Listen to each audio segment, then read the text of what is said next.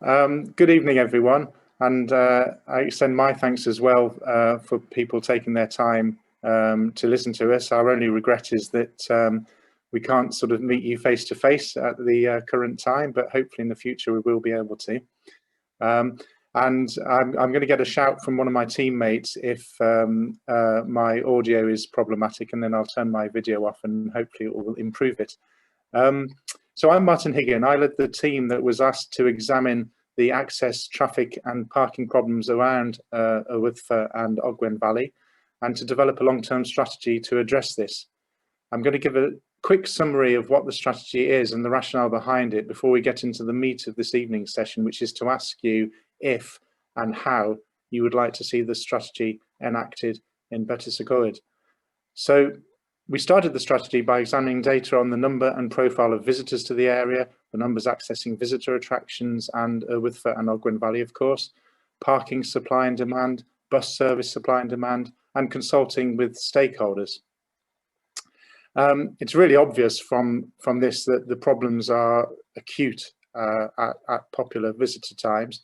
What we've taken to call the inner area beyond the gateway village of Better Cyflwyniad, Llanberis, Bedfedet and Bethesda is a very car-dependent destination. Many car users expect to be able to drive into the inner area with the promise that they can park directly at their final destination, a promise that often doesn't materialise, but by then it's too late. And this promise of being able to park in the inner area undermines what could be a much more viable bus service with these level of visitor numbers. So it seems evident to us that minor tweaks to parking supply or parking tariffs and bus services aren't really going to change the fundamental dynamic, and what we really need to do is to change norms and expectations of how visitors access and interact with the area. Next slide, please, Tesne. Thank you. So we conducted a lot of consultation with stakeholders, the National Park, the councils, tourism associations, visitor attractions, farmers, on-the-ground staff, etc., during the strategy development. And an incredibly strong consensus emerged, with pretty much everyone saying that the status quo was not tolerable and that more radical action was needed. And this feeling, I think, has only been augmented by the scenes immediately prior to and after lockdown in 2020. Sadly, the onset of the COVID pandemic forced us to cancel planned community engagement at that stage, although we did seek views from community councils and other representatives. So we're coming back to you now to ask your views about the strategy and how you'd like to see it taken forward.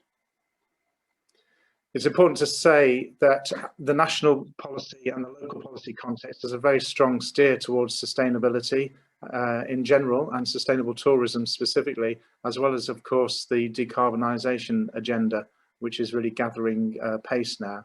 There are also established tourism megatrends. Tourists want to tread more lightly and want more authentic experiences, which a sustainable approach can support. And there's a duty on the national park to provide access to everyone. Growing numbers of young people aren't learning to drive or acquiring a car, and it's really important that people are able to access and experience the area without having to have a car.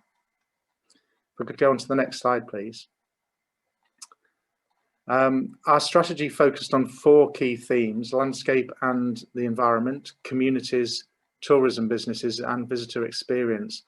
And we thought that a sustainable tourism approach was the appropriate way of uniting these themes. Just to emphasize the rationale behind this, so it focuses on visitors because they are the cause of the problem, and their numbers offer the opportunity to provide a much enhanced level of transport provision, whilst also improving their experience.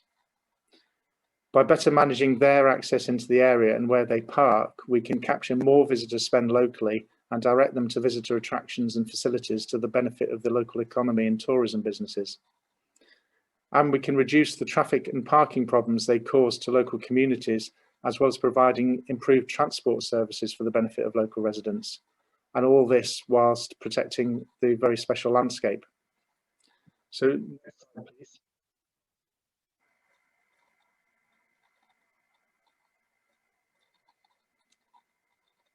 Tesne, are you able to move the slides on, or has it frozen?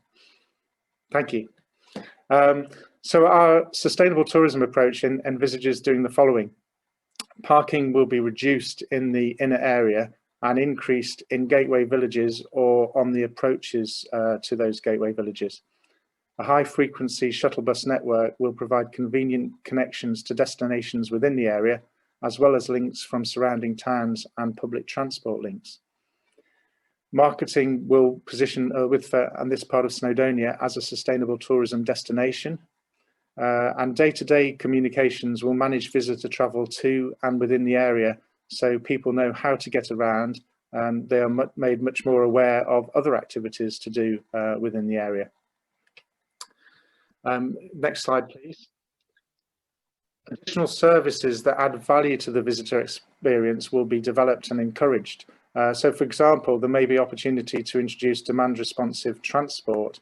So it could be picking up people from surrounding holiday accommodation for their day out in the mountains. Don't bother driving in, we'll pick you up, take you to a gateway village and give you a visitor access pass so that you can explore the local area by bus, and we'll take you back at the end of the day. We'd really like to broaden out bike hire and e-bike hire to encourage visitors to explore the area by a low impact means, as well as providing a service for residents. We hope to have discounted access to attractions and activities and integrated marketing of these. Other services offered by third parties, such as tour guiding, can be marketed through the approach. And we hope all of these things will reduce pressure on the honeypot locations and make people more aware of other sites and activities there are to enjoy in the area. It may also be possible to develop other services such as baggage transfer for public transport arrivals or for cycle tourists and so forth. But essentially the strategy and the services will provide a foundation for local businesses to develop services for this. The offer will be enacted through a visitor access pass that people get when they pay to park in an official car park or via their participating accommodation provider, and a mobility guarantee for people who arrive by public transport or leave their car at a gateway will enable people to confidently travel around the area without fear of getting stranded. If I could go to the next slide, please. We had on our consultancy team the director of something called the Alpine Pearls Network, who has helped to develop and pioneer sustainable transport in alpine resorts. The village of Werfenweng in the Austrian Alps was seeing a decline in staying visitors during the 1990s.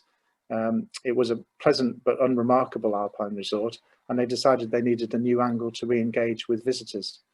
So they decided to orientate the resort towards sustainable tourism, and over time they've put together a range of sustainable transport options, including bus shuttle services connecting to the rail station in the valley, a shared electric taxi service, electric car club vehicles, e-bikes, as well as a host of so-called fun transport modes, so segways in the summer, sleigh rides in the winter, etc.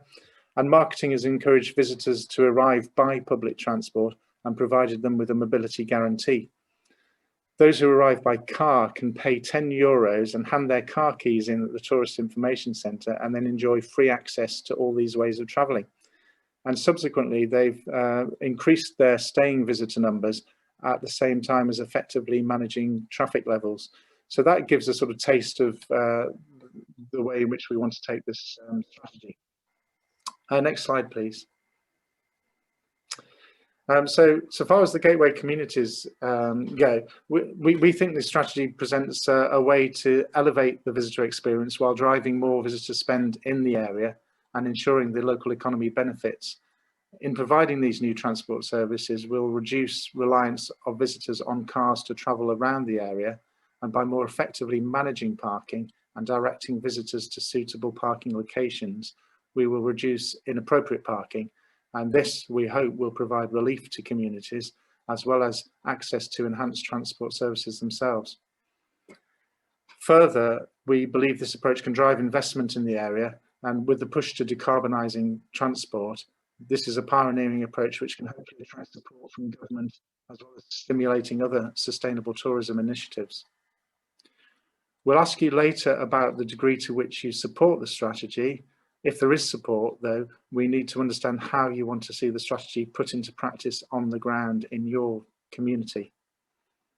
So as I've said, the approach will remove inappropriate parking from the inner area and we will need to provide some additional parking on the key approaches to make sure there is adequate parking overall. So in the case of Cyflwyniad, we reckon there's a need for about 200 or 300 additional parking spaces on this approach to address the current shortfall and to replace some of the reduced parking in the inner area. So it will be asking you in the breakout sessions, do you want additional parking in the village? And if so, where? Or do you want it on the approach to the village? And again, views on where might be appropriate. The advantage of having it in the village is that the village then becomes the hub for visitors, encouraging footfall and spend and strengthening the village's role as an interchange. The advantage, of course, of having the parking on the approach to the village is that it reduces the level of traffic incursion coming into the area, although potentially risks visitors bypassing the village as they head into the hills. Do we need to provide better management of on-street parking and residence parking within the village to ensure that visitors don't encroach on areas where residents park? Where should the public transport interchange be located? This is, of course, dependent upon where the main parking is. The current interchange by the railway station is very well located, but facilities could be improved here. What facilities would you like to see? Where do you want to be able to travel by public transport? We're hoping that the enhanced network of bus services to transport visitors into and around the area will provide much better connections for residents too, but it would be interesting to learn where the places are that you want to access by public transport. How can we improve walking and cycling provision for day-to-day journeys and for leisure journeys, both for residents and for visitors? Within Cyflwyniad, I would say the high street is pretty challenging for pedestrians, especially if you have any sort of mobility impairment. There are also lots of beautiful walks in the immediate surroundings, but as a visitor, I've found it difficult to understand where these routes are. Is there an opportunity for more family-friendly mountain biking, for instance, in the Gwydir forest? Can we provide a better cycling link to Llanrwst?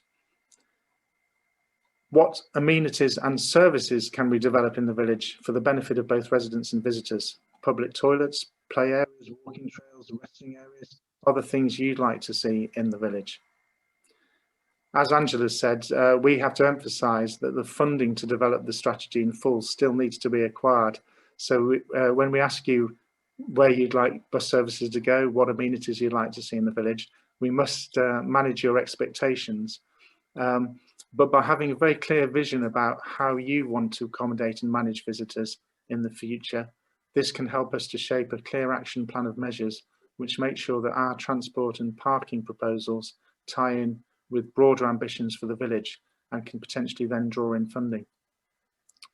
We want to move forward in collaboration with local communities, having a shared vision of how we're trying to manage visitors and working together to develop it.